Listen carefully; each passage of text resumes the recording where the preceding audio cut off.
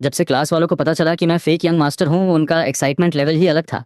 Mock करने के लिए नहीं, बल्कि ये देखने के लिए कि आखिर एक गरीब दिखता कैसा है। चलो, किसी को तो पॉवर्टी सब्सिडी का कोटा मिल गया।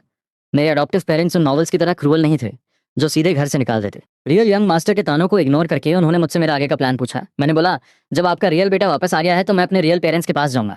मैंने हॉट टी का घूंट पिया। मुयावे को लगता था मेरी अपब्रिंगिंग अच्छी हुई है, मेरे डिसीजंस हमेशा क्लियर होते हैं। पर अफसोस ब्लड रिलेशन जो नहीं था। कितना भी परफेक्ट क्यों ना हो रियल बेटा तो रियल ही होता है।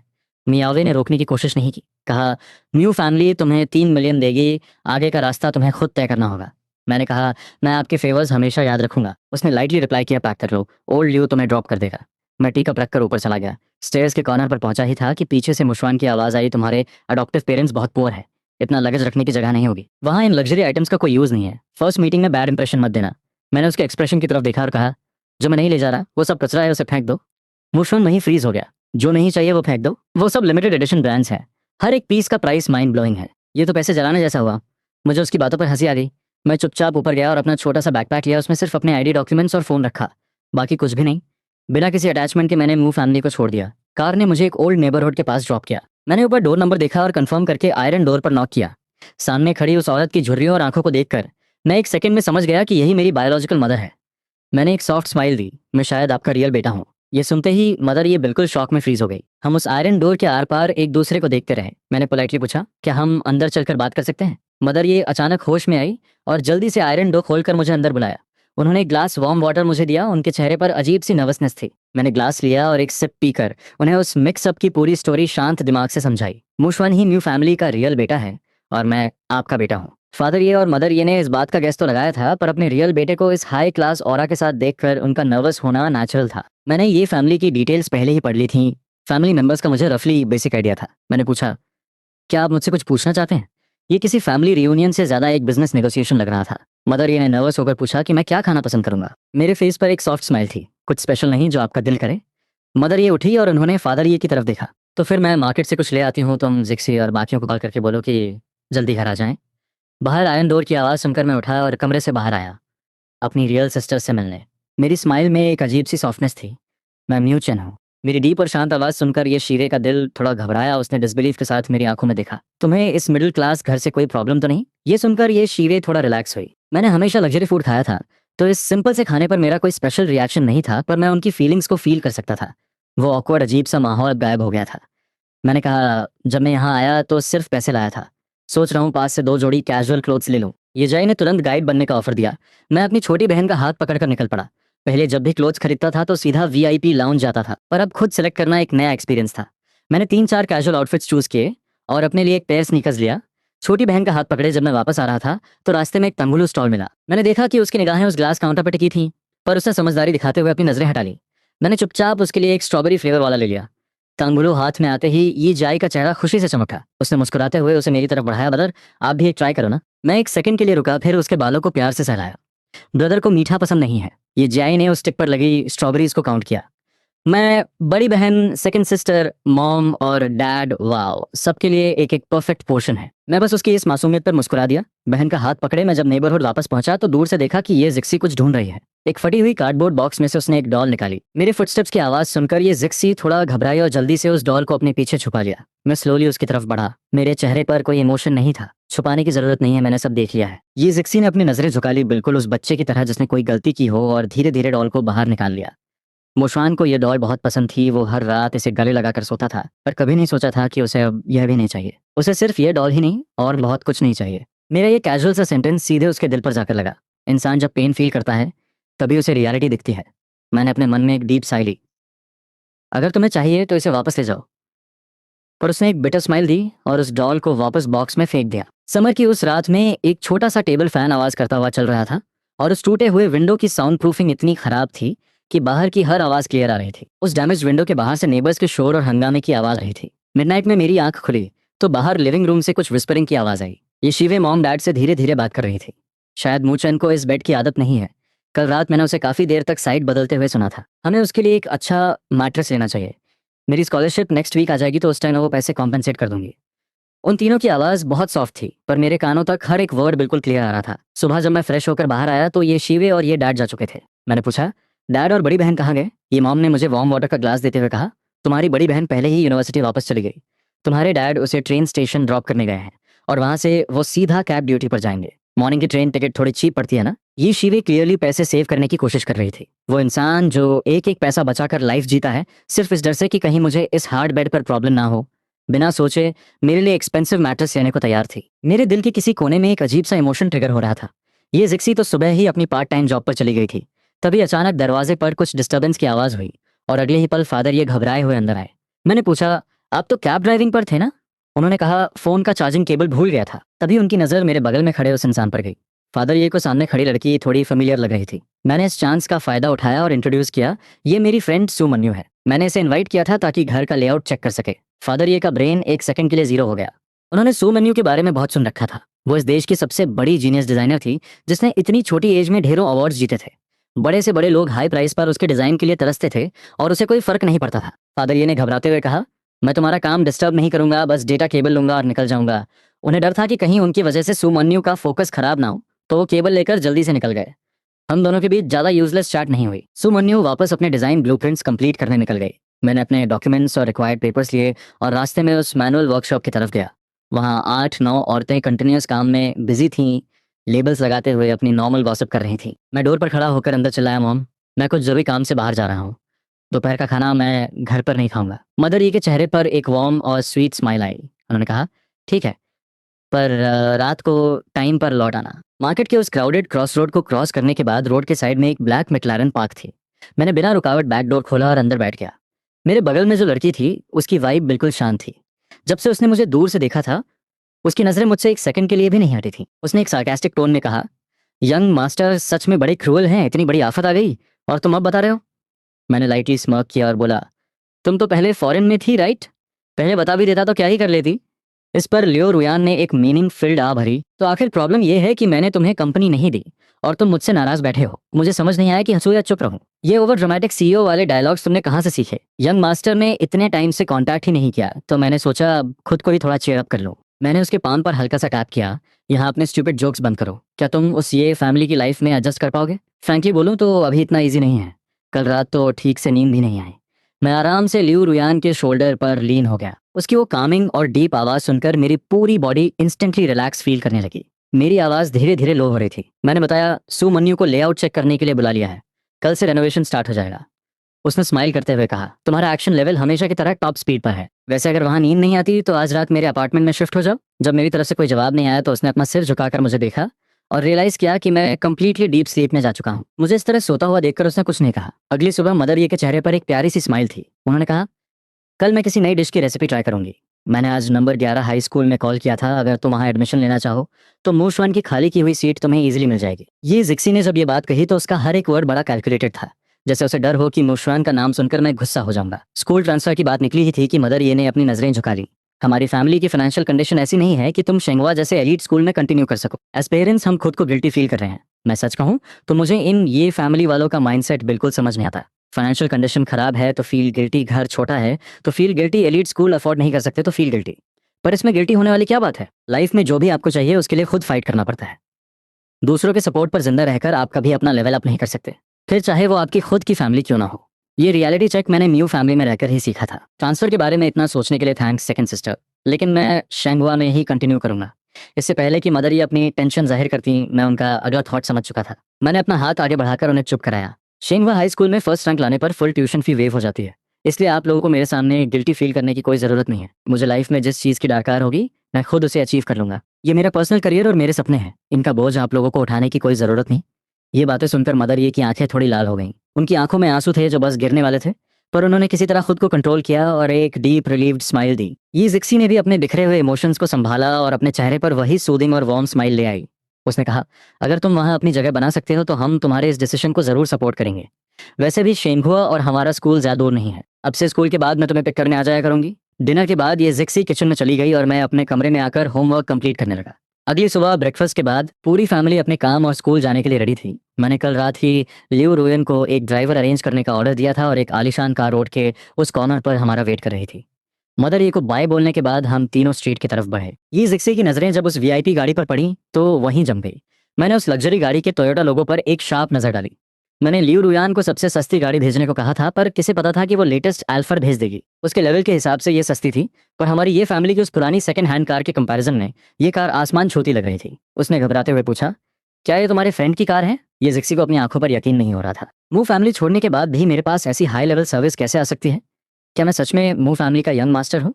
मैं बिल्कुल काम एंड फोकस में था, जीरो पैनिक, बस अंदर ही अंदर लियो रुयन की इस ओवर एक्टिंग से इरिटेट हो रहा था। ये जय शांति से बैक सीट पर बैठ चुकी थी। मैंने कहा, सेकंड स्टर, अपनी पार्ट टाइम जॉब की लोकेशन सेंड करो। तब जाकर ये जिक्सी को रियलिटी का होश आया। ड्राइवर ने स्मूथ कंट्रोल के साथ कार को स्टार्ट किया। मैंने अपने फोन पर वी चैट खोला और सीधे लियो रुयान को मैसेज पंच किया, सच बता, ये नई गाड़ी तूने अभी खरीदी है ना? नंबर गया है, स्कूल जाने में 1 घंटे से ज्यादा लगता है, मुझे लगा लॉन्ग टाइम बैठने से तुम्हें अनकंफर्टेबल फील होगा, और वैसे भी मुझे शो ऑफ करने का मौका मिल गया। मैंने स्क्रीन पर रिप्लाई देखा और उस डिस्कशन को वहीं डेड एंड दे दिया। मैं जानता था कि उसने यह सब सिर्फ मेरे कंफर्ट के लिए किया है। रात को डिनर के बाद मैं शावर लेकर जल्दी सो गया। बाहर लिविंग रूम में अकेले ही कपल बैठे थे। मदरी के दिमाग में एक इंटेंस कैलकुलेशन चल रही थी, जैसे कोई बड़ी मूवमेंट का फाइनल कॉल हो। हम इस तरह से मूव चैन के कनेक्शन और बैकग्राउंड को अंडर एस्टिमेट नहीं कर सकते। अभी भी टाइम है, हमें अपनी एज का फायदा उठाकर एक बार और फाइट करनी चाहिए। फादर ये ने उस स्पार्क को फील किया और फुल सपोर्ट के साथ नॉट करते हुए बोले, सच कहूं तो मूव चैन के आने के बाद से मेरा दिमाग भी यही सिग्नल दे रहा है। अगर इस फैमिली की रियलिटी चेंज करनी है और एक बेटर लाइफ चाहिए, तो हम यूं चुपचाप कॉम्प्रोमाइज नहीं कर सकते। बेटर लाइफ के लिए हमें इस वीक सिचुएशन में कॉम्प्रोमाइज नहीं करना चाहिए। ये प्राइवेट कैब चलाकर सिर्फ स्ट्रगल के पैसे मिलते हैं। आखिर में हमें खुद का बिजनेस स्टार्ट करना पड़ेगा। उन्होंने एक गहरी सांस ली, चेहरे पर टेंशन के साइंस थे, पर मार्केट में अभी बिजनेस करना आसान नहीं है। फादर ये ने पूरे डिटर्मिनेशन के साथ अपनी वाइफ का कंधा मजबूती से पकड़ा। उनके टोन में एक अग्रेसिव होप थी। हम अपनी पहली बार में सक्सेसफुल हुए थे ना, तो कंफर्म है कि हम दूसरी बार भी सक्सेसफुल होंगे। बस कुछ दिन पहले थोड़ा ग्राउंड सर्वे और मार्केट रिसर्च फोकस के साथ कर लेते हैं, उसके बाद एक सॉलिड अटैक करेंगे। अगली सुबह फादर ये छोटी बहन को उसके स्कूल छोड़ने गए। मेरा करंट बेस शिंगवा हाई स्कूल इस सिटी का सबसे टॉप क्लास प्राइवेट इंस्टीट्यूशन है, और ये जिक्सी का स्कूल ठीक उसके ऑपोजिट साइड पर था। हम दोनों ने एक साथ आम लोगों की बस से जाने का डिसीजन लिया। बस स्टेशन हमारे एरिया के काफी क्लोज था, और जब हम अंदर एंटर हुए तो बस में अभी भी बहुत सारी एम्प्टी सीट्स थी। ये जिक्सी ने आगे बढ़कर स्कैन मशीन पर एक कार्ड 2 बार पंच किया और मुझे कवर करते हुए आखिर की एक सीट पर बैठा दिया। मेरी नजर उसके बैकपैक की चेन पर झूल रहे उस बस कार्ड पर टिकी थी। मेरी पूरी लाइफ का ये पहला सीन था किसी पब्लिक बस में, और ये कार्ड सिस्टम भी मेरे लिए बिल्कुल एक नया गैजेट जैसा था। मुझे लगा ये सिस्टम काफी कन्वीनियंट है। मैंने इंटरेस्ट के साथ पूछा, तुम्हारा ये बस कार्ड किधर से बनता है? मुझे भी ऐसा एक पास अपने बैग पर टांगना है। ये जिक्सी ने कुछ सेकंड्स के लिए एक डीप साइलेंस मेंटेन किया, फिर उसने अपना वो कार्ड निकाला और सीधे मेरे हाथ में दे दिया। ये कार्ड बनवाने के लिए मेन ब्रांच जाना पड़ता है, तब तक तुम इसे एज अ बैकअप यूज कर सकते हो। मैं पूछा, अगर मैं इसे ले लूंगा तो तुम डेली सर्वाइव कैसे करोगी? उसने बताया, अब लाइफ डिजिटल हो गई है, फोन से बार कोड स्कैन करके एंट्री की जा सकती है। ये जिक्सी ने अपनी टेंशन छुपाते हुए एक बहुत ही जेंटल स्माइल दी। वो समझ गई थी कि मेरी क्यूरियोसिटी इस लोकल कार्ड में अटकी हुई थी, तो उसने बिना आर्गुमेंट के चुपचाप मुझे यहाँ पकड़ा दिया। मैंने बिना सोचे इसे अपने बैकपैक पर फिट कर लिया। अब अगले हर स्टॉप पर भीड़ बढ़ने लगी थी। ये वो टाइम था जब स्टूडेंट्स और वर्कर्स के साथ साथ मार्केट में अंडे लूटने वाले बुजुर्ग लोगों की एंट्री होती है। भीड़ बढ़ने लगी और अचानक से बस का कैबिन क्राउडेड हो गया। एयर फ्लो बिल्कुल रुक गया था और पसीने की वो खराब बदबू पूरी हवा में भरी हुई थी। पुराना मुशवन इस गंदगी और क्राउडिंग से सख्त नफरत करता था। वो पब्लिक ट्रांसपोर्ट को अपने लेवल से नीचे मानता था। ये जिक्सी ने धीरे से अपनी आंखें घुमाकर मेरी कोल्ड व्हाइट स्किन पर एक नजर डाली। मैं इन सबके बीच किसी बॉस की तरह शांति से विंडो के पास बैठा था। बाहर की हवा मेरे बालों से टकरा रही थी और मेरी ब्राइट आंखें एक बच्चे की तरह इस रियलिटी को क्यूरियस होकर देख रही थी। ये जिक्सी को पहली बार ये फील हुआ कि ये ओवरली मैच्योर दिखने वाला उसका भाई असल में एक क्यूट साइड भी रखता है। इन बस ड्राइवर्स का कंट्रोल हमेशा रफ और तेज होता है, स्टूडेंट्स का टाइम वेस्ट ना हो, इसलिए ड्राइवर ने सिर्फ 40 मिनट में हमें हमारी लोकेशन पर पहुंचा दिया। स्टेशन ठीक उस नंबर 11 स्कूल के गेट के पास था, और अब ये जिक्सी मुझे डायरेक्टली मेरे गेट तक एस्कॉर्ट करने पर अड़ गई थी। टाइम अभी हमारे हाथ में था, तो हम बिल्कुल चिल मोड में आगे बढ़ रहे थे। उस रोड पर एक के बाद एक हाई स्पीड लग्जरी कार्स हमारे पास से निकली। कुछ गाड़ियों के विंडो मिरर नीचे हुए और लोग चिल्लाकर मुझे ग्रीट कर रहे थे। ये नज़ारा देखकर ये जिक्सी के दिल का डर बिल्कुल क्लियर हो गया था। उसे पहले टेंशन थी कि मेरे रियल स्टेटस को जानने के बाद कहीं बाकी लोग मुझ पर गैंग अप ना कर लें। शंगवा हाई स्कूल के ग्रैंड गेट तक पहुंचते पहुंचते ये जिक्सी की हिम्मत आगे बढ़ने की नहीं हुई। उसने कहा, आफ्टरनून स्कूल के बाद मैं यहीं से तुम्हारा पिकअप करूंगी। उसके ऑकवर्ड हेजिटेशन को समझकर मैंने एक कैजुअल स्माइल दी और नॉड करते हुए अग्री किया। तभी एक बुलेट की तरह एक टॉल फिगर मेरी तरफ दौड़ता हुआ आया। एक स्ट्रांग और एंथुजियास्टिक हक की वजह से मेरा बैलेंस थोड़ा हिल गया। लिन जियाजुन ने मेरे शोल्डर्स को किसी पत्थर की तरह कस के पकड़ा हुआ था, लेकिन उसकी नजरें ठीक मेरी सेकंड सिस्टर पर टिकी थी। मैं हैरान रह गया। मैंने अपनी आवाज़ बदलकर फेक कॉफ करते हुए एक वार्निंग सिग्नल दिया। तब जाके कहीं लिन जियाजुन का शौक टूटा और वो रियलिटी में वापस आया। ये फैमिली की सेकंड डॉटर को पहचानते ही उसने फौरन सीधे खड़े होकर अपने कपड़े ठीक किए। मैं मूचेन का क्लासमेट लिन जियाजुन हूँ और अब इसका पर्सनल बॉडीगार्ड भी। मैंने कंफ्यूज होकर अपना सिर झुकाया और पूछा, तुम्हें ये बॉडीगार्ड की आइडेंटिटी कब मिली? लिन जियाजुन ने मेरे कान में फुसफुसाया, ये मिस लियू का स्पेशल ऑर्डर है। उन्हें डर था कि तुम्हारे फेक यंग मास्टर वाले स्टेटस की वजह से कोई तुम्हें बुली ना करे। ये कहकर वो वापस स्ट्रेट खड़ा हुआ, मेरे कंधे पर हाथ रखा और ये जिक्सी को स्माइल करते हुए गारंटी दी, सेकंड सिस्टर आप 100% रिलैक्स रहिए। मैं ताइक्वांडो का ब्लैक बेल्ट चैंपियन हूँ, किसी में इतनी हिम्मत नहीं जो मूचन के एक बाल को भी छू सके। ये जिक्सी ने उस चीयरफुल लड़के को देखा और उसके चेहरे पर एक वार्म स्माइल आ गई। तो फिर मूचन की केयर करने के लिए थैंक यू। लिन जियाजुन एकदम से ब्लश करने लगा और अपने हाथ हिलाते हुए बोला, सेकंड सिस्टर आप जल्दी स्कूल वापस क्लास के लिए जाइए, मैं भी क्लास जा रहा हूँ। मैंने ये जिक्सी को जाते हुए देखा जब तक कि वो आंखों से ओझल नहीं हो गई। लिन जियाजुन अभी भी फैन बॉय की तरह बिहेव कर रहा था। तुम्हारी सेकंड सिस्टर का कोई बॉयफ्रेंड है क्या? क्या उन्हें मेरा तुम्हारा ब्रदर इन लॉ बनना पसंद आएगा? मैंने हेल्पलेस होकर एक गहरी सांस ली और अपनी रिस्ट वॉच देखी, बेल बजने में बस 15 मिनट बाकी हैं और मैं तुम्हारे चक्कर में लेट नहीं होना चाहता। मैंने क्लासरूम की तरफ अपने स्टेप्स फास्ट किए। लिन जियाजुन जल्दी से मेरे पीछे आया। मैंने सुना है ये फैमिली बैंकरप्ट हो चुकी है और उन पर बहुत डेट है। अब तुम लोग एक पुरानी बिल्डिंग में शिफ्ट हो गए हो, क्या तुम उस जगह एडजस्ट कर पाओगे? एक प्लान है, क्यों ना मैं तुम्हें अपना छोटा विला गिफ्ट कर दूं, साथ में एक पर्सनल ड्राइवर और नैनी भी दे दूंगा।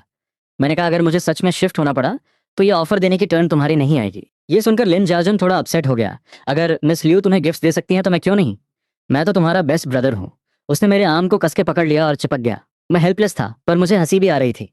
इन लोगों को चैरिटी करने का शौक कब से चढ़ गया? जरा सी बात पर लग्जरी कार्स और विलास गिफ्ट कर रहे हैं, साथ में ड्राइवर और नानी का पैकेज भी। ऐसा फील करवा रहे हैं जैसे न्यू फैमिली छोड़ने के बाद। बातों ही बातों में हम क्लासरूम के डोर तक पहुंच गए। जैसे ही हमने क्लास में एंट्री ली, पूरी नॉइजी क्लास अचानक पिन ड्रॉप साइलेंट हो गई। सबके सब ब्लैंक एक्सप्रेशंस के साथ मुझे घूर रहे थे। क्या मेरा चेहरा डिसफिगर हो गया है? तुम सब ऐसे देख रहे हो जैसे कोई भूत देख लिया हो। मेरा ये कैजुअल मजाक सुनकर सबने रिलैक्स फील किया और जोर से हंसने लगे। कौन सा प्लास्टिक सर्जरी हॉस्पिटल तुम्हारे फेस को टच करने की हिम्मत करेगा? एक ने पूछा, क्या वो बात सच है? लगता है तुम सबको ऑलरेडी पता चल चुका है। मैं कामली अपनी सीट पर गया और बैठ गया। शन मिंगशी ने मुझे देखा, जल्दी से अपनी चेयर सरकाकर मेरे पास आया और धीमी आवाज में बोला, हमारे सर्कल की न्यूज आग की तरह फैलती है। मेरे नाम पर एक एम्प्टी घर पड़ा है। तुम्हारे करंट घर से तो बेटर ही होगा ना, तुम वहां आकर शिफ्ट हो जाओ। इससे पहले कि मैं रिफ्यूज करता, लिन जियाजुन ने उसके कंधे पर एक थप्पड़ मारा। इसने तो मेरा विला तक रिजेक्ट कर दिया। शनमिंशी ने मुंह बनाया, वो इस ओवर पावर्ड लड़के से फाइट नहीं कर सकता था। सब लोग मिलकर शोर मचाते हुए मजाक कर रहे थे। उन्हें पता ही नहीं चला कि होमरूम टीचर सोशवे में कब क्लास में आ गई, कौन से नेशनल सीक्रेट डिस्कस हो रहे हैं इतनी एनर्जी के साथ। पूरे फ्लोर पर सबसे ज्यादा शोर तुम्हारी क्लास से ही आता है। टीचर का गुस्से वाला फेस देखकर सब जल्दी से अपनी सीट्स पर वापस गए और चुपचाप बैठ गए। किसी में एक आवाज निकालने की हिम्मत नहीं थी। शेंगवा एक top tier private elite school है। यहाँ के स्टूडेंट्स बड़े और रिच फैमिली से बिलोंग करते हैं, लेकिन वो नॉर्मल स्टूडेंट से ज्यादा अलग नहीं है। वो भी स्ट्रिक्ट टीचर्स की रिस्पेक्ट करते हैं और पनिशमेंट के डर से कांपते हैं। बाहर के लोगों को लगता है कि एलीट स्कूल्स में बच्चे बस टाइम पास करते हैं और दिन भर अपनी वेल्थ शो ऑफ करते रहते हैं या नाइट क्लब्स में जाकर अयाशी करते हैं, जबकि रियलिटी में कॉमन एग्जाम्स के अलावा यहाँ इकोनॉमिक मैनेजमेंट और हॉर्स राइडिंग जैसी स्किल्स भी सीखनी पड़ती हैं। शेनबुआ फाउंडर एक टॉप टायर अथॉरिटी फिगर है, जहाँ स्टूडेंट्स के कैरेक्टर कंट्रोल पर स्ट्रिक्ट रूल्स हैं। अगर किसी ने टीचर को डिसरिस्पेक्ट किया तो उसकी पनिशमेंट बहुत सीवियर होती है। ना सिर्फ स्टूडेंट को पनिश किया जाता है बल्कि उनके फैमिली बिजनेस पर भी इफेक्ट पड़ता है।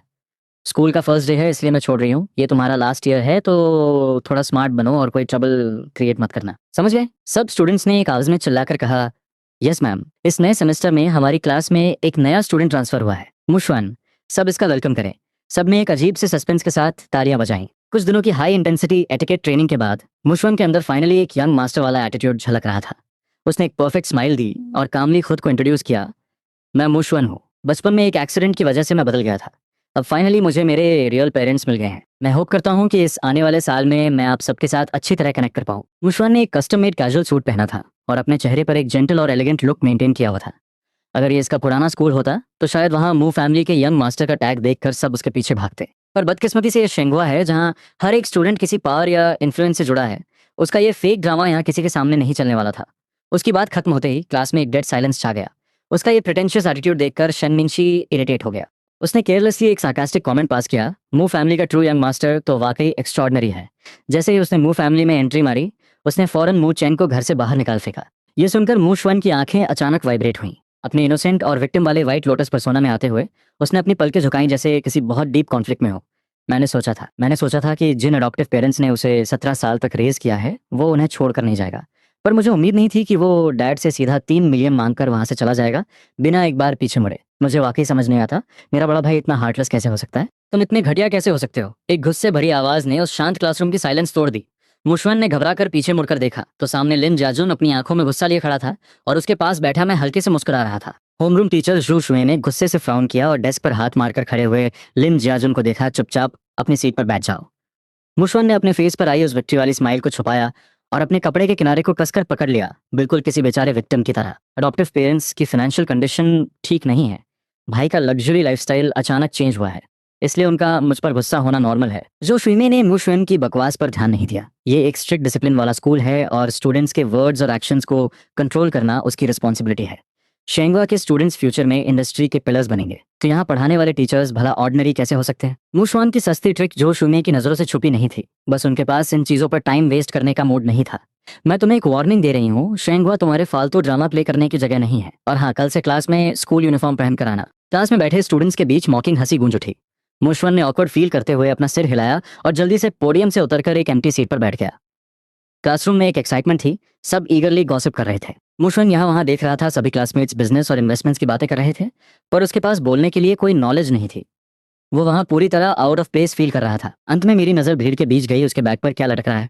पुराना यंग मास्टर अब बर्बाद हो गया है, स्कूल जाने के लिए बस में धक्के खा रहा है। स्कूल की फ्री स्कॉलरशिप वाली स्कीम अब काम आ रही है। तुमने याद नहीं दिलाया तो मैं भूल ही गया था। स्कॉलरशिप और गरीब स्टूडेंट्स का कोटा सब चंद रो के लिए अरेंज कर दिया गया है। ये सुनकर मुझे हंसी भी आई और अफसोस भी। मैं बस उठकर जाने ही वाला था कि मुशवन ने पूरी हीरो वाली फीलिंग के साथ पॉइंट आउट किया, तुम लोग लिमिट क्रॉस कर रहे हो। सब लोग मुशवन को अजीब नज़रों से देखने लगे। मैं उन लोगों को अच्छे से जानता हूँ, मेरा नेचर काफ़ी चिल है। हम बस नॉर्मल मजाक कर रहे थे, इसमें म्यूशवन को ओवर रिएक्ट करने की क्या ज़रूरत थी? लिन जैजुन को लगा म्यूशवन का दिमाग खराब है, वो इस रियल यंग मास्टर के मुंह ही नहीं लगना चाहता था। मुझे पता है तुम्हारे बायोलॉजिकल पेरेंट्स बहुत गरीब हैं, तुम्हें यंग मास्टर वाली लाइफ की आदत है, ये फैमिली में वापस जाना तुम्हारे लिए मुश्किल होगा। मैं मॉम डैड से रिक्वेस्ट कर सकता हूँ, तुम बस अच्छे से माफ़ी मांग लो, पक्का तुम्हें वापस बुला लेंगे। म्यूशवन ऐसे एक्ट कर रहा था जैसे उसे मेरी बहुत फिक्र हो। लोगों को लगता है कि वो बहुत इनोसेंट और काइंड है और मैं ये फेक यंग मास्टर बहुत एहसान फरामोश हूँ। लेकिन अचानक वहाँ सन्नाटा छा गया, सब तमाशा देखने लगे। लोग मुशवान को ऐसे घूर रहे थे जैसे कोई एलियन देख लिया हो। कुछ देर बाद लिन जाजन ने मेरी तरफ देखा और कंफ्यूजन में पूछा, क्या ऐसे ऑकवर्ड फील नहीं हो रहा? मुझे तो इसके लिए ऑकवर्ड लग रहा है। ये सुनकर सब जोर से हंस पड़े। सच में ये बहुत अजीब था। मैं सच में तुम्हारे भले के लिए बोल रहा हूँ। ये फैमिली बैंकरप्ट हो गई है, वो तुम्हें अच्छी लाइफ नहीं दे सकते। मॉम डैड नेचर के बहुत अच्छे हैं, बस अभी गुस्से में हैं। उन्हें बुरा लगा कि तुमने पुरानी मेमोरीज की कोई वैल्यू नहीं की और बस पैसे लेकर चले गए। तुम जाकर मॉम डैड से माफी मांग लो, वो पक्का तुम्हें न्यू फैमिली में वापस ले लेंगे। ये सुनकर मैं बिना कुछ बोले बस हंस दिया। मुंह फैमिली में पूरे 17 साल बिताने के बाद मैं उन दोनों को मुंह श्वन से बेहतर जानता हूँ। वो अपने बायोलॉजिकल बेटे की केयर नहीं करते, तो मैं तो बस एक अडॉप्टेड बेटा हूँ। सुमन्यु मेरे लिए रूम डिजाइन कर रही है, मैंने तो ऐसा कुछ नहीं सुना। मैंने स्मर्क किया, मुशवन ने अपनी नजरें झुकाई और शाय होकर स्माइल किया। मैंने भी उनसे कहा था कि इसकी कोई ज़रूरत नहीं, पर उनका कहना था कि उन्होंने मुझे बहुत सफ़र करवाया है, इसलिए वो मुझे अच्छे से कॉम्पनसेट करना चाहते हैं। वो जिद कर रहे हैं कि बेस्ट डिज़ाइनर को बुलाकर सब कुछ मेरे टेस्ट के हिसाब से रेनोवेट करवाएं। मैंने अपना फ़ोन टेबल पर रखा और स्पीकर ऑन कर दिया। बहुत गहरा खेल खेल रहा है। फ़ोन से एक ज़ोरदार और गुस्से वाली आवाज़ आई, सब बकवास है। मैंने कब कहा कि मैं तुम्हारे लिए डिज़ाइन करूंगी? मुशवान, राइट? कल फ़ोन पर ही मैंने उसे दफ़ा होने को कह दिया था। क्या उसे बात समझ नहीं आती या दिमाग ख़राब है? खुद को न्यू फैमिली का यंग मास्टर बता रहा था, सोच रहा था कि पैसे देकर मेरा मुंह बंद कर देगा और काम करवा लेगा। ऊपर से मुझे धमकी दी कि मैं न्यू फैमिली से पंगा नहीं ले सकती, जिसे पड़ी है उसके घटिया पैसों की। मुझे कोई फर्क नहीं पड़ता कि वो मूव फैमिली है या हाई फैमिली, उसकी औकात क्या है जो मुझे ऑर्डर्स दे रहा है? हर जगह फेक न्यूज़ फैलाकर मेरी वैल्यू गिरा रहा है। क्या वो इस लॉस की भरपाई कर पाएगा? फोन पर आवाज काफी एग्रेसिव थी। लिन जाजुम ने तुरंत कॉल डिस्कनेक्ट किया और मेरी तरफ देखकर मजे लेते हुए आईब्रोज रेज की। मैंने हंसते हुए थम्स अप दिया। यहाँ मौजूद हर इंसान बहुत स्मार्ट है। सर्कल के इन हम उम्र लोगों के बीच सब एक दूसरे का माइंड अच्छे से पढ़ते हैं। शेंगवा में लोग सिर्फ पढ़ाई करने नहीं आते, बल्कि हाई क्वालिटी कनेक्शंस बनाने आते हैं। फ्यूचर में इन्हीं लोगों के साथ बिजनेस डील्स करनी हुई। वैल्यूएबल लोगों के साथ अच्छा नेटवर्क बनाना फ्यूचर में फैमिली बिजनेस संभालने के लिए बहुत जरूरी है। कौन रियल है और कौन फेक, इससे उन्हें कोई फर्क नहीं पड़ता। सबसे इंपॉर्टेंट ये है कि उस इंसान की वैल्यू क्या है। जो लोग टॉप रैंक्स में हैं वो फ्यूचर में पक्का बड़े लेवल पर होंगे। ये कॉन्टैक्ट्स बनाने का बेस्ट चांस है। मुझे भले भी परवाह ना हो, लेकिन अगर मुशवान को न्यू फैमिली से निकाल दिया जाए तो उसकी कोई औकात नहीं है। किसी को मुशवान से कोई प्रॉब्लम नहीं थी। न्यू फैमिली के पावर को देखकर सब उससे दोस्ती भी कर लेते। अफसोस कि उसमें जरा भी पेशेंस नहीं है और वो खुद आकर पंगे ले रहा है। हाँ, ये बात तो है। चुप रहने का मतलब ये है कि कोई उसे एक्सपोज करने में अपनी एनर्जी वेस्ट नहीं करना चाहता। बेकार लोगों पर टाइम वेस्ट करने का क्या फायदा? लेकिन अगर मुशवान बार बार आकर ऐसे ही ड्रामा करेगा तो फिर किसी को रूथलेस होने से कोई रोक नहीं सकता। माहौल अचानक से हेवी और ऑकवर्ड हो गया। मुशवान का चेहरा पीला पड़ गया, उसकी आंखों में आंसू भराए, वो बहुत हेल्पलेस और बेचारा लग रहा था। अगर कोई मुझे सपोर्ट करने के लिए आगे आ सकता है तो जाहिर सी बात है किसी को मुझसे प्रॉब्लम भी होगी। लिन जीन अचानक से हीरो बनते हुए खड़ा हुआ। तुम लोग हद पार कर रहे हो। किसी को ऐसे बेवकूफ़ बनाने में मजा आता है क्या? मुशवान को बस तुम्हारी फिक्र है। ये फैमिली बैंकरप्ट हो गई है, वो बस तुम्हारी हेल्प करना चाहता था। कि तुम लोगों को उसे इस तरह आइसोलेट करना जरूरी है? सब लोग बिना कुछ कहे उसे देखने लगे। लिनजीन के दिमाग में क्या चल रहा था ये सबको अच्छे से पता था। लिनजीन बाहर से भले ही गुस्से में लग रहा था, लेकिन अंदर से वो बहुत खुश था। आखिरकार मैंने हर जगह उसे पीछे जो छोड़ रखा था, अब जब ये फैमिली बैंकरप्ट हो चुकी है तो उसे आखिरकार मुझे नीचा दिखाने का मौका मिल गया है। इसलिए उसने एटीट्यूड दिखाना और हीरो बनना शुरू कर दिया। इस मौके का फायदा उठाकर वो न्यू फैमिली के रियल यंग मास्टर के साथ दोस्ती भी कर सकता है। एक तीर से दो निशाने। मूशवन ने हैरानी से ऊपर देखा। अपने चेहरे की एम्बैरेसमेंट को छुपाने की कोशिश करते हुए उसने लिन जीन को ग्रेटिट्यूड भरी नजर से देखा। लिन जीन ने भी उसे एक जेंटल स्माइल दी। उसकी आंखों में थोड़ी हमदर्दी दिख रही थी, जैसे वो सच में मूशवन को अपना दोस्त मानता हो। तभी क्लासरूम के दरवाजे पर नॉक हुआ। सबने एक साथ मुड़कर देखा। दरवाजे पर लियो रुयन फाइल्स लिए खड़ी थी।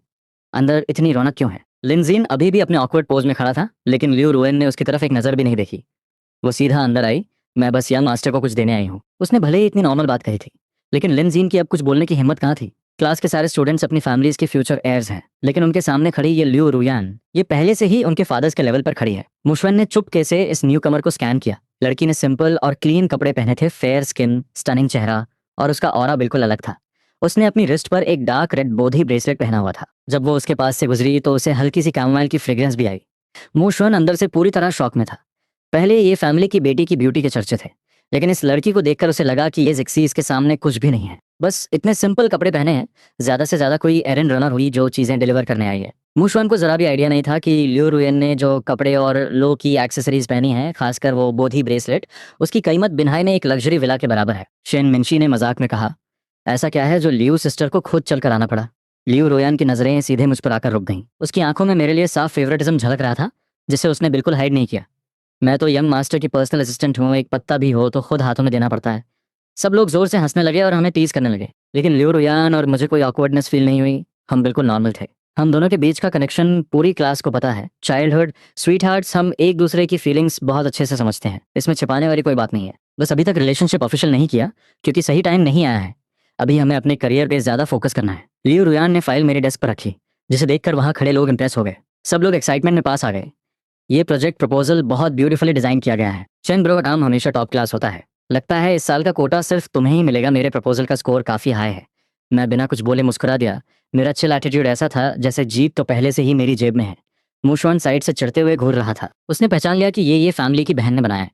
ये तो ये फैमिली की बहन ने बनाया है ना। एक बच्ची का किया हुआ रैंडम सा काम, उसे मेन प्रोजेक्ट मटेरियल की तरह यूज करना, दूसरे कॉम्पिटिटर्स की बेइज्जती है। शिनमिंशी ने उसे अजीब नजरों से देखा।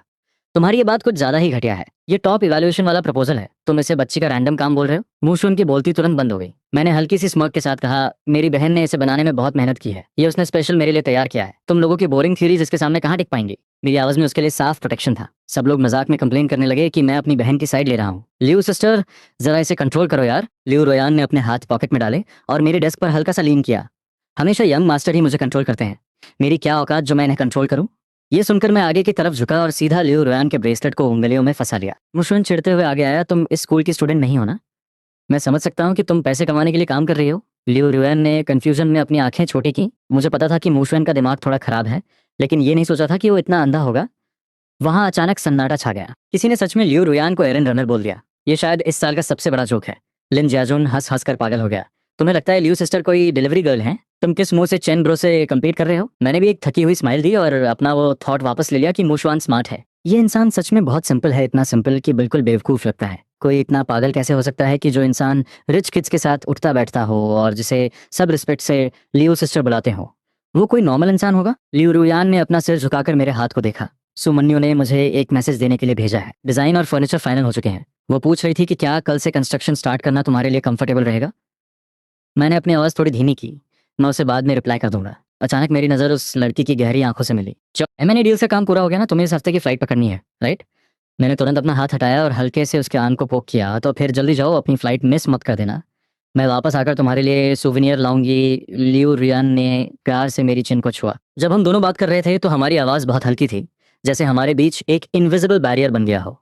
बाकी लोग भी समझदारी दिखाते हुए पीछे हट गए ताकि हमें डिस्टर्ब ना करें। बस चुपचाप खड़े होकर हमारी केमिस्ट्री को एंजॉय कर रहे थे। लिन जियाजुन ने अपना चेहरा हाथ पर टिका रखा था और शन मिंशी के सिर के ऊपर मानो क्वेश्चन मार्क्स उड़ रहे थे। तुम दोनों का सबके सामने ऐसे रोमांस करना सही है क्या? स्कूल खत्म होने के टाइम स्कूल गेट पर सबसे ज्यादा भीड़ होती है। बहुत सारे स्नैक्स के स्टॉल्स लगे होते हैं। स्कूल गेट के पास सबसे ज्यादा चहल पहल रहती है। बहुत सारे स्नैक्स वाले स्टॉल्स लगा चुके हैं। शेंगुआ में भले ही सारे रिच किड्स पढ़ते हैं, लेकिन इस उम्र में स्नैक्स का लालच कहाँ छूटता है। भीड़ के बीच ये जिक्सी का वार्म ऑरा बहुत अलग ही चमक रहा था। उसका वो जेंटल वाइब, जैसे पुराने जमाने का कोई यंग मास्टर हो। उसकी आंखें जिनमें एक अजीब सी उदासी थी। मुझे लगता है अगर ये किसी हिस्टोरिकल ड्रामा में एक्ट करे तो पक्का लड़कियों के दिलों पर राज करेगा। लिन जियाजुन को ही देख लो, ये जिक्सी को देखकर पलक तक नहीं झपका रहा था। दो आवाजें एक साथ गूंजी। मैंने मुड़कर देखा। मुशवन एक बड़ी सी स्माइल के साथ दौड़ता हुआ ये जिक्सी की तरफ आ रहा था। उसकी वो फेक स्माइल देखकर ये जिक्सी को अचानक से घबराहट होने लगी।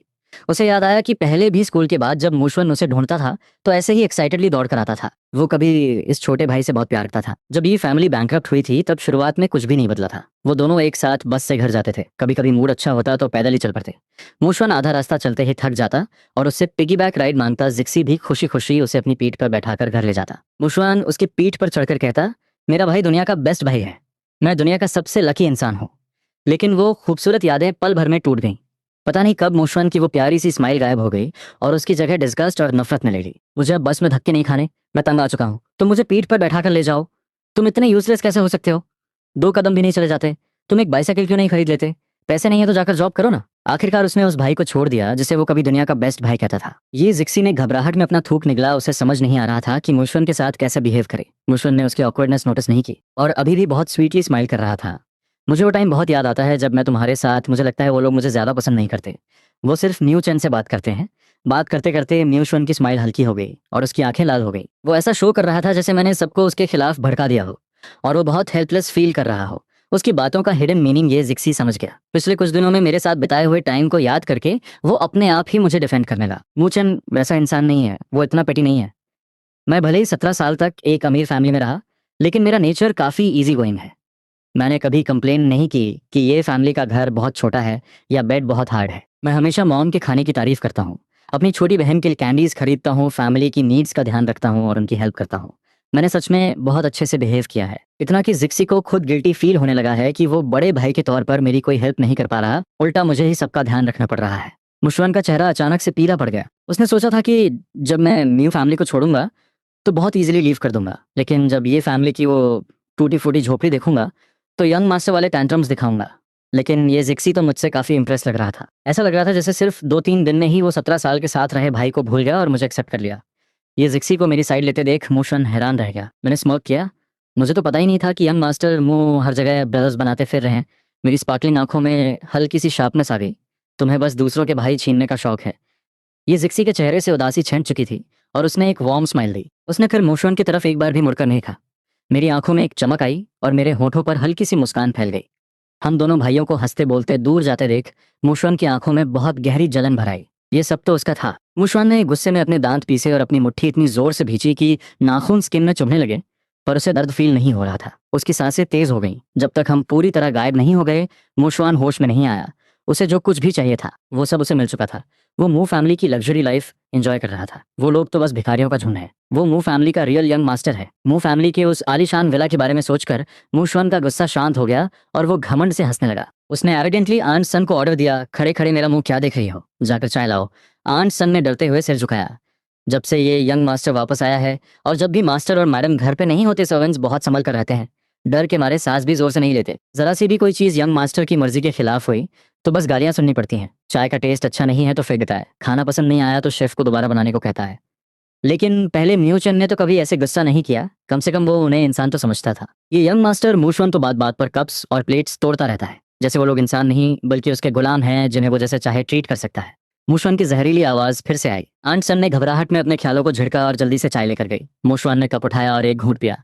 अगले ही सेकंड उसने कप सीधा आंट सन की तरफ दे मारा। आंट सन डर के मारे पीछे हटी, लेकिन फिर भी बच नहीं पाई। उबलती हुई चाय सीधे उसके पैरों पर गिर गई। आंट सन ने सिर झुका लिया और चुपचाप अपने जले हुए हाथ को सहलाने लगी। वो तुरंत नीचे बैठी और कप के टुकड़े उठाने लगी। मैं दूसरी चाय बनाकर लाती हूँ। ये सब बटलर ने दूर से देख लिया। उसने अपने ग्लासेस एडजस्ट किए और बड़े ग्रेसफुल तरीके से चलते हुए आगे आया। उसने स्लाइटली झुककर कहा, यंग मास्टर आपकी एटिकेट क्लास का टाइम हो गया है। मूशवन ने गुस्से से उसे घूरा। किस बात की क्लास? बटलर के चेहरे पर कोई एक्सप्रेशन नहीं था। रिकॉग्निशन बैंक्वेट इस वीकेंड पर है। मास्टर और मैडम ने स्ट्रिक्टली कहा है कि आपको टाइम पर पहुंचना है। वो इस बैंक्वेट में कोई गलती बर्दाश्त नहीं करेंगे। मूशवन गुस्से से खड़ा हो गया। तुम्हारा मतलब क्या है?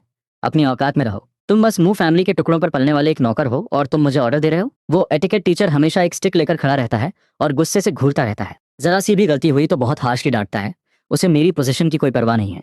वो इतना एरोगेंट सिर्फ इसलिए है क्योंकि उसे मॉम डैड का सपोर्ट मिला हुआ है। बटलर ने बिना किसी डर के काम भी जवाब दिया। दोनों यंग मिसेस भी रिकॉग्निशन बैंक्वेट अटेंड करने के लिए वापस आ रही हैं। मूशवन चौंक गया। उसने सुना था कि मू फैमिली की दोनों बहनों का टेम्पर बहुत खराब है। जो भी हो, वो पहली बार अपनी सगी बहनों से मिलने वाला था तो उसे अच्छा इंप्रेशन जमाना ही पड़ेगा। अगर उसने अपनी दोनों बहनों को अपनी साइड कर लिया तो वो ऑफिशियली म्यू फैमिली का असली बेटा बन जाएगा। फिर किसी की क्या मजाल जो उसे नीचा दिखाए। मूशवन ने अपने गुस्से को कंट्रोल किया और चुपचाप एटिकेट क्लास के लिए चला गया। मू फैमिली के ठंडे माहौल के बिल्कुल ऑपोजिट, ये फैमिली का छोटा सा घर बहुत कोजी और वार्म लग रहा था। सब एक साथ बैठकर डिनर एंजॉय कर रहे थे। बीच बीच में एक दूसरे को खाना सर्व भी कर रहे थे। सब लोग 2 चिकन लेग्स को लेकर एक दूसरे को फोर्स कर रहे थे। बच्चों को लेग पीस खाना चाहिए, बड़ों को विंग टिप्स खानी चाहिए, और जो बीच में है वो विंग्स खाएंगे। ये मॉम ने हंसते हुए जिक्सी की प्लेट में एक चिकन विंग रख दिया और चिकन लेग्स मुझे और छोटी बहन को दे दिए। ये जिक्सी का मूड आज रोज से काफी अच्छा लग रहा था। शायद मूशवन से दोबारा मिलने के बाद उसने फाइनली मूव ऑन कर लिया था। मैंने अपनी प्लेट में रखे उस चिकन लेग को देखा तो मुझे अंदर से एक अजीब सी गर्माहट महसूस हुई। मू फैमिली में डाइनिंग टेबल रूल्स बहुत स्ट्रिक्ट थे। सीट्स के बीच काफी डिस्टेंस होता था। खाते वक्त बात करना बिल्कुल मना था। यहाँ तक कि बर्तनों की आवाज भी नहीं आनी चाहिए थी। एक दूसरे को खाना सर्व करना तो दूर की बात है। वैसे भी मॉम डैड अक्सर घर पर नहीं होते थे और दोनों बहनें पढ़ाई के लिए विदेश में थीं। ज़्यादातर टाइम मैं अकेले ही खाना खाता था। लेकिन ये फैमिली बिल्कुल अलग है। यहाँ फैमिली मेंबर्स अच्छी चीज़ें शेयर करते हैं, हंसते बोलते हैं और एक दूसरे की केयर करते हैं। भले ही ये घर सिर्फ कुछ स्क्वायर मीटर्स का है, फिर भी यहाँ बहुत प्यार और सुकून है। हर कोने में लाइफ नजर आती है। शायद इसी को असली घर कहते हैं। ये मॉम ने थोड़ी हेजिटेशन के साथ अपने हाथ मले। वो थोड़ी नर्वस लग रही थी। तुम सब तो स्कूल चले जाते हो और तुम्हारे डैड कैब चलाने चले जाते हैं। मैं सोच रही थी कि कोई छोटा मोटा स्टॉल लगा लूँ। मैं भी घर के एक्सपेंसेस में थोड़ी हेल्प करना चाहती हूँ, पर मुझे कोई एक्सपीरियंस नहीं है। पता नहीं मैं ये कर पाऊंगी या नहीं। शादी से पहले वो अपने घर की बहुत लाडली बेटी थी। कभी कभार छोटे मोटे घर के काम कर लेती थी, बाकी किसी चीज़ की फिक्र नहीं होती थी। जब उनकी शादी ये डैड से हुई तब उनका बिजनेस काफ़ी अच्छा चल रहा था, तो वो आराम से हाउसवाइफ बनकर रहीं। उन्होंने कभी पैसे कमाने के लिए बाहर काम नहीं किया। ये फैमिली के बैंकरप्ट होने के बाद वो भी जॉब ढूंढना चाहती थी, लेकिन मूशवन कंप्लेन करता था कि घर का काम कौन करेगा, तो उन्हें घर पर ही रहना पड़ा। सच कहूँ तो हाउसवाइफ होना कोई आसान काम नहीं है। हर दिन बहुत सारा फिजिकल काम होता है और ये सब करते करते पूरा दिन निकल जाता है, आराम का टाइम ही नहीं मिलता। पूरी फैमिली को रोज इतनी मेहनत करते देखकर वो घर संभालने के लिए राजी हो गई। अब जब मूचन वापस आ गया है तो सब लोग फिर से मेहनत करने के लिए बहुत मोटिवेटेड हैं। वो भी अपना कंट्रीब्यूशन देना चाहती हैं। ये जिक्सी ने तुरंत अपना फुल सपोर्ट दिखाया। दिन भर घर में रहकर काम करते करते तुम बोर हो जाती होगी, बात करने के लिए भी कोई नहीं होता। स्टॉल लगाना अच्छा आइडिया है, कुछ मीनिंगफुल करने को मिलेगा। पैसे कमा पाओ या ना कमा पाओ, कम से कम बाहर जाकर थोड़ा फ्रेश फील करोगी। ये डैड ने अपने चॉपस्टिक्स नीचे रखे और प्यार से अपनी वाइफ का हाथ पकड़ लिया। इन सालों में तुमने बहुत मेहनत की है। इस फैमिली के लिए तुमने कभी वो नहीं किया जो तुम्हें सच में पसंद था। इंसान हमेशा अपनी वैल्यू प्रूफ करना चाहता है। अगर तुम स्टॉल लगाना चाहती हो तो ज़रूर ट्राई करो, मेरा फुल सपोर्ट है। ये मॉम ने सुकून की सांस ली और फिर मेरी तरफ देखा, क्योंकि मैं अभी तक चुप था। मैंने थोड़ी देर सोचा और सीरियसली कहा, स्टेशनरी बेचने में इन्वेस्टमेंट ज़्यादा लगेगी क्योंकि आइटम्स बहुत सारे रखने पड़ते हैं और स्कूल किड्स के पास ज़्यादा पॉकेट मनी भी नहीं होती, तो प्रॉफिट आने में टाइम लग सकता है। हमारे स्कूल के पास एंट्री और एग्जिट टाइम फिक्स होता है और वहाँ स्ट्रीट फूड का बिजनेस काफ़ी अच्छा चलता है। आप फूड स्टॉल के बारे में सोच सकती हैं। आप स्नैक्स बेचने का प्लान कर सकती हैं। वहाँ आसपास कई स्कूल्स हैं, तो बिजनेस पक्का अच्छा चलेगा।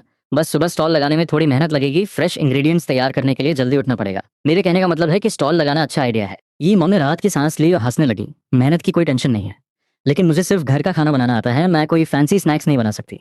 आप बाहर के रेस्टोरेंट से बहुत अच्छा खाना बनाती हैं और हमें फैंसी चीज़ें बेचनी भी नहीं है। हम ऐसा कुछ बेचेंगे जो टेस्टी हो और जिससे पेट भर जाए। ब्रेकफास्ट के लिए ये बेस्ट रहेगा और डिमांड भी अच्छी होगी।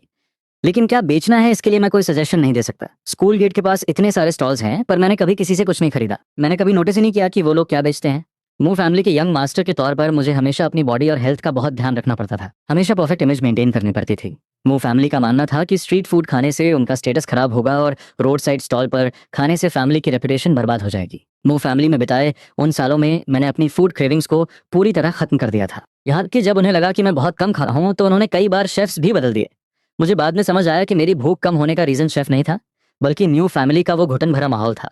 ये जिक्सी ने थोड़ी देर सोचा। मिडिल स्कूल के टाइम स्कूल गेट के पास एक चावल बॉल वाला स्टॉल था। उसके चावल बॉल्स बहुत टेस्टी होते थे।